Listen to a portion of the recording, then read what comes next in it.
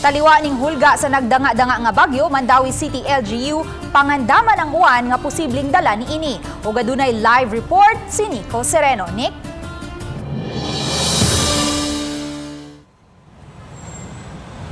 Yes, may dilibot mo kumpiyansa ang mga LGU sama sa Mandawi nga karon pa lang nangandam ng daan.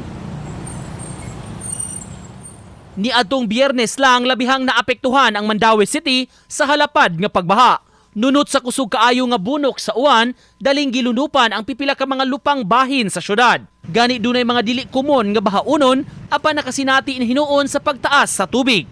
Wa pa gani kunoy bagyo ni adto higayuna apan grabe na ang epekto tungod sa grabe nga pag-uwan.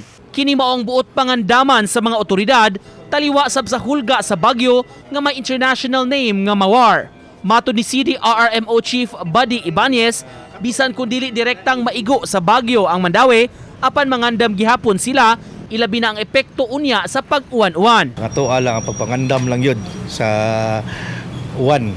So sa kusog nga uwan nga resulta sa landslide o mga baha-baha. So katong Friday afternoon naka-experience man tag baha. So ato sa to ipakita. Karong hapon mihimo sila og pre-disaster risk assessment aron mahanay ang mga plano. Ugma sa meeting tali sa mga barangay officials, ipahibaw sab ang plano aron makapangandam sab sila. Naamantay hanging habagat o sa southwest monsoon. So dakong puruhan nga maunay ma-aggravate na siya tungod sa super typhoon Mawar.